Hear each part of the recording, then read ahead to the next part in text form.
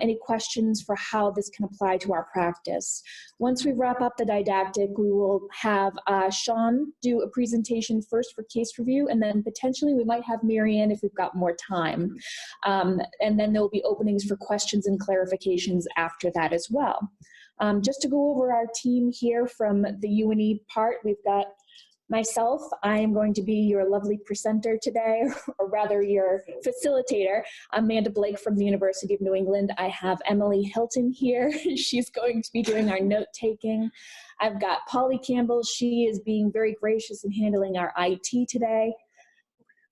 Oh. And then Marianne, who is on our ECHO team, is going to be here potentially doing some presentation, but also offering her expert knowledge. So we thank you all for joining us here today. Maddie, I'd love to have you start. I'm going to have you prepare by unmuting yourself, and we are going to pull your slides up on the screen. Just let us know when you are ready to have us continue on to the next slide. Great, thank you. Can everyone hear me okay? All right. So I'm going to be talking a little bit about supporting lesbian, gay, bisexual, and other queer survivors of sexual assault. If you want to move to the next slide. So a little bit about myself. My pronouns are they, them, theirs. I do identify as non-binary. Currently, I'm the director of LGBTQ+ and harm reduction services at the Health Equity Alliance. The Health Equity Alliance is a nonprofit organization, previously an AIDS service organization, the Down East AIDS Network and the Eastern Maine AIDS Network. Those two AIDS service organizations merged in 2013 to become the Health Equity Alliance. And we still serve people living with HIV, but we're looking at who was most affected by HIV, that being still the LGBTQ community. So gay and bisexual men are statistically at higher risk of contracting HIV in their lifetime, as well as trans women, especially trans women of color. So we do a lot of support for the LGBTQ community and a lot of trainings for providers and businesses on how to be more inclusive and affirming. And then we also work with people who use injection drugs, recognizing that they're also at higher risk of contracting HIV in their lifetime.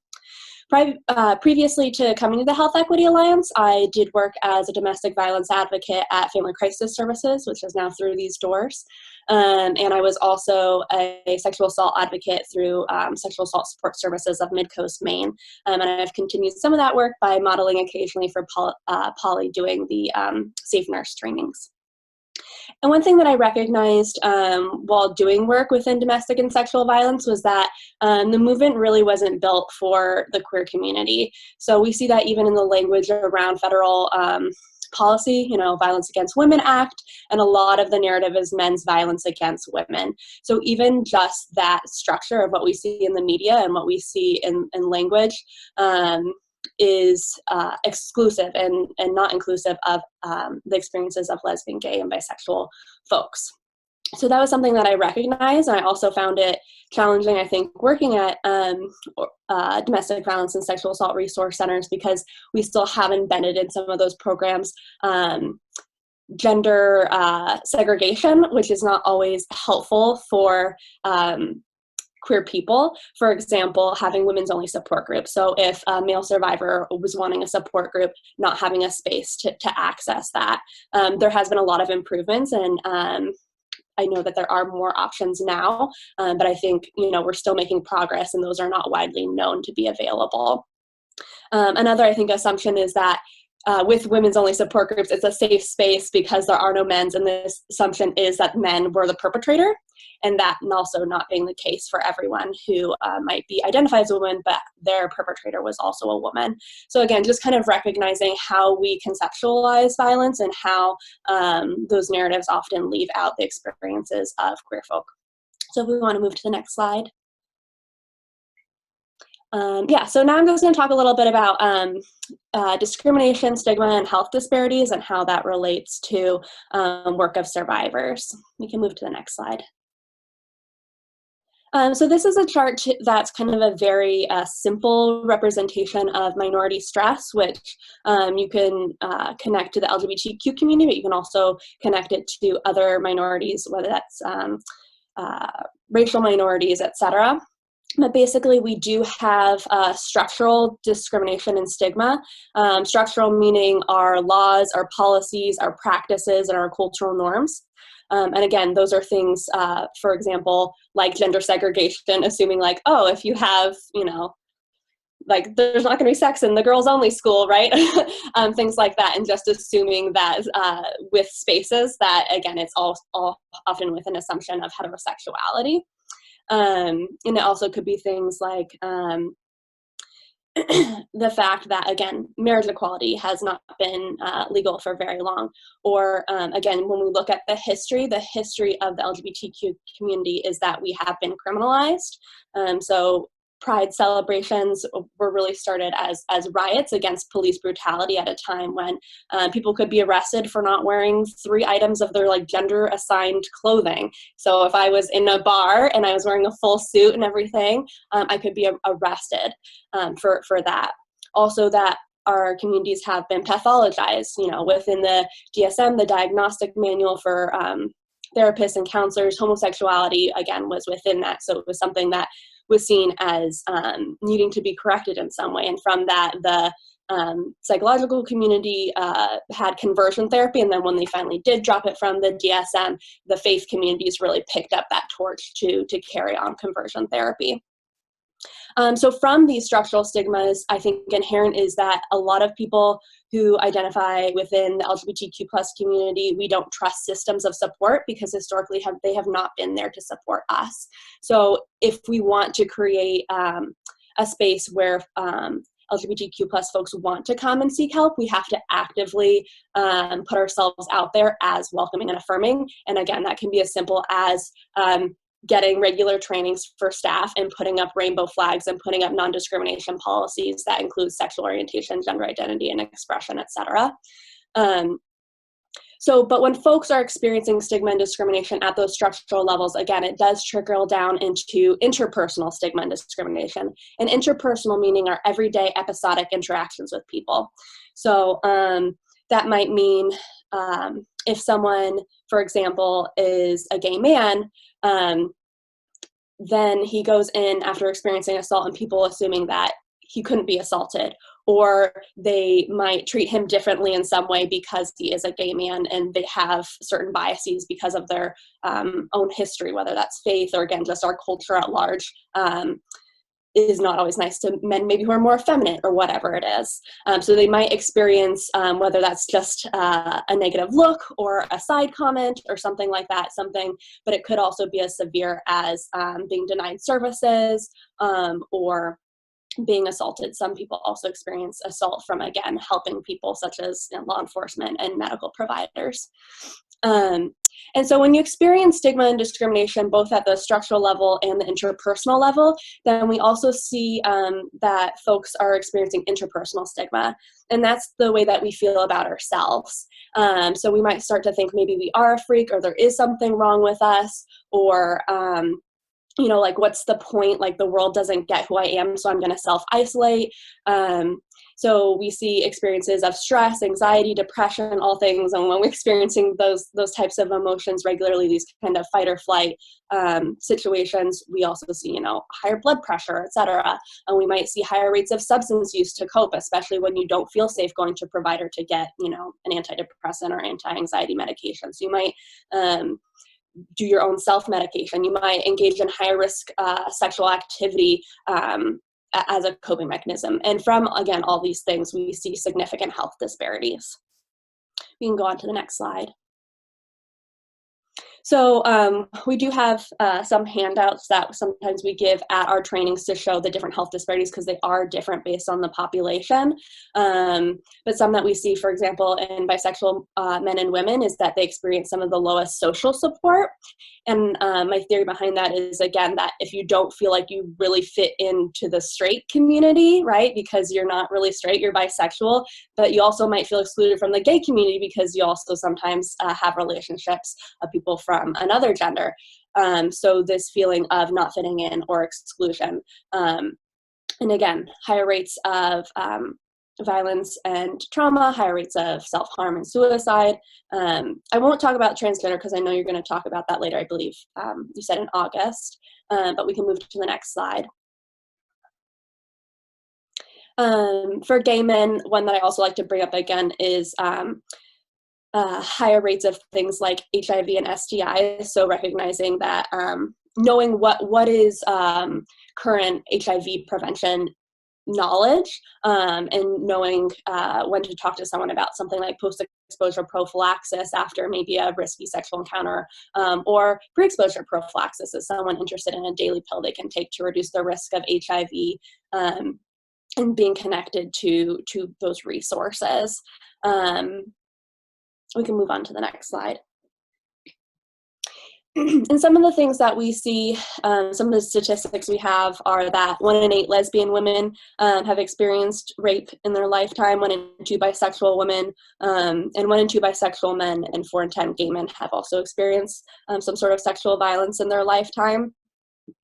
So some of the things we might want to think about when we're thinking about supporting the LGBTQ plus community, again, is just recognizing that we might have to do some extra work to create an office environment that people know that they can access, and we might have to do extra outreach to that effect. And I know that Mikasa and a lot of the other sexual assault resource centers are intentionally trying to do that outreach by working with organizations like the Health Equity Alliance or like Maine Transgender Network or Equality Maine to let them the communities know that they're also a resource for LGBTQ plus people, because that's really important. Because again, when we look at the larger narrative, we might not see ourselves in it, so we think we can't access those resources or that support.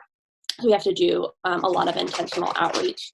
And some experiences someone who might be lesbian, gay, or bisexual might experience after an assault is just the fact that we are in small communities. If that assault happens within an intimate partner relationship, they might be told things like no one else will love them, or there's no one else out there for them, or people in their community are not going to believe them. So there can be an extra layer of isolation because we are smaller communities. There potentially could also be a threat of outing.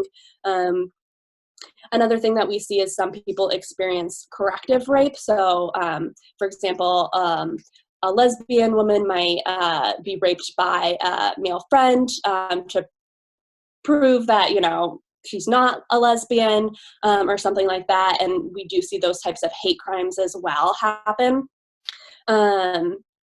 Another thing that we see is for the LGBTQ community is for folks that have experienced sexual violence in their childhood, that sometimes people use that as a way to say why they are gay, which can create another level of, I think, stress and confusion. And another thing we see, which is not exclusive to the LGBTQ community, but maybe confusion around how our body naturally responds to stimuli. So if a survivor who is a male had an erection during an assault, like what does that mean? Or if a woman experienced lubrication during an assault, like what does that mean? And again, needing to reconcile their identity with like body's natural response to stimuli that may occur. All right, we can move on to the next slide. So I think it's also really important for folks to know, whether that's sexual assault advocates or folks within the medical system, the importance of specific resources for communities, because oftentimes like our general crisis line might not be as helpful as a specific crisis line for an LGBTQ person. So oftentimes with youth who might be experiencing, say, suicidal ideation or something else, we might talk about the Trevor crisis line, which is for LGBTQ plus youth. There's also other crisis lines that, again, are built for the LGBTQ community and are knowledgeable about our experiences and our identities, and so can be inclusive. Things that I try to do often is, again, just not making assumptions when I'm talking to someone, so avoiding pronouns or gendered language, because, again, we don't know the gender of the perpetrator, we don't know the gender of their partner or their gender either, to that effect. So just using that language that is open and inclusive rather than assuming gender of both the individual or any other person. using open-ended questions as well, and practicing know why and tell why. So knowing why you're asking a question and telling the person why you're asking that question, because I think in the LGBTQ plus community, sometimes we can be asked invasive questions to satiate someone's curiosity, like, oh, you're a lesbian, like, how do you have sex, right? And that can be really invasive and really uncomfortable for the person. But as a medical provider, especially after assault, like, you might actually really need to know what happened. So you just explain why you're asking that question, so someone's not put off thinking that you're asking the question just to satiate your own curiosity. And then if you don't have a good reason to ask the question, maybe you don't need to ask it, but to be thinking through those things. All right, next slide.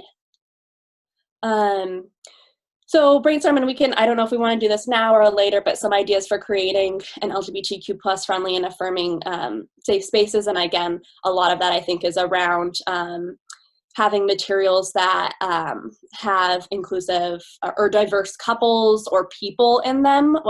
So whether that's on a website or in a brochure, celebrating Awareness Day. So if your hospital, does breast cancer awareness, like maybe you also do World AIDS Day, which is coming up December 1st, things like that. So celebrating things that will let the LGBTQ plus community that you know that you also are familiar with their needs and their experiences, and things like forms, having like partner versus maybe spouse or, something like that. And similarly, if it is a youth, having like parent/guardian versus like mother, father, because not everyone has a mother and father. And so thinking through those types of things as well, just to be as inclusive as possible. And that is all I have for my 10 minutes, I believe. How did I do? Maddie, that was incredible. And even though we work with this population so much, just in that 15 minutes, I've already had some aha moments of things to add to my practice. So thank you so much. I want to open up to our digital participants if anybody has any questions or clarifications, requests for resources, or anything that you might want to touch base with the expert that Maddie is. Right now, I'm going to give you the opportunity. I'm going to mute myself, and I'm going to give you guys the opportunity to unmute yourself and speak with her directly. So go ahead.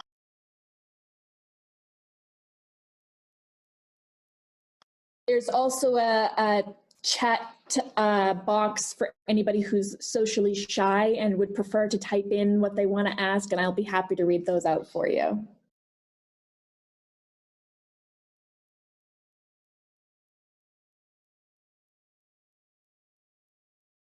This is Diane. I'm not socially shy, so I am going to ask a question even though I'm a visitor to this session. But one of the things that I'm working on, I'm a forensic nurse examiner. I work for the International Association of Forensic.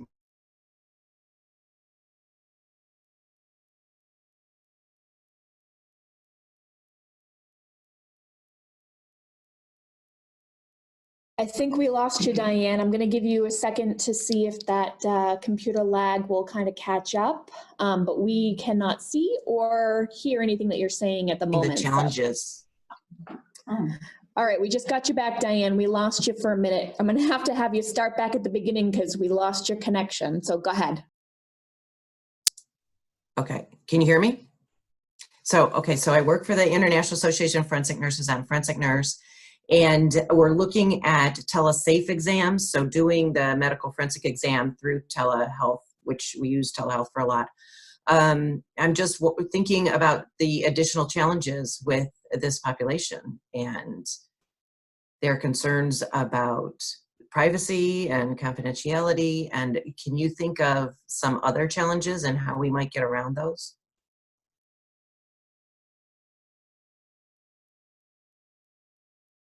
Yeah, I mean, I definitely think privacy and confidentiality, I think, again, as much as possible, just because I think there is significant distrust in people who don't identify as LGBTQ plus friendly. it would be, like, I know there's right now a big push with Maine Transgender Network to have a better Maine-based LGBTQ provider directory, because I think what people experience is they'll go into a therapist or they'll go into a doctor's office who won't really be familiar either with just basic language or how to be comfortable talking to an LGBTQ plus person, but also they don't know about the basic healthcare needs of an LGBTQ plus person. That could be anything from like not knowing how to help a lesbian couple with family planning and talking them through like intracervical insemination, intrauterine insemination, you know, IVF, things like that, or like not knowing about PrEP for, you know, a gay man, or not knowing about hormone replacement therapy for a trans person. So I think as much as possible, if you do have providers doing telehealth, to get them through some sort of cultural competency training or cultural humility training, and to get on provider directories so that we're more likely to be like, oh, this is a resource for us. Because otherwise I think it would be underutilized by the LGBTQ plus community. That's just off the top of my head though.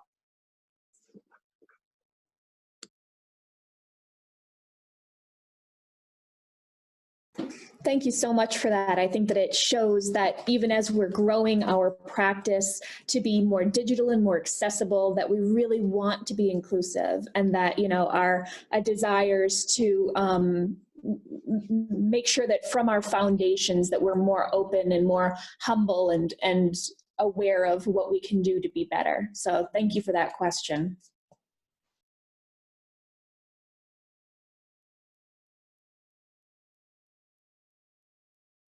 Sean, you were making a motion like maybe you had something you wanted to say, so I'm gonna put you, no, you sure? All right. I love the idea of having the directory, the Maine State Directory of healthcare providers. I think that would be so beneficial. Yeah, and right now, you know, I think one well-known directory is the Gay and Lesbian Medical Association has a provider directory. But the last time I checked, there was only 20 providers listed for the state of Maine.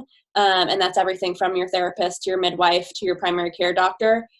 So in comparison, I think Massachusetts has close to 300 providers listed. And so I think we are really behind in terms of getting folks trained, and if they have had that training, getting themselves out there so the community knows about them. Because I think especially in rural areas, like it's really hit or miss when we go in, and so oftentimes people just won't be connected to care even if they have insurance.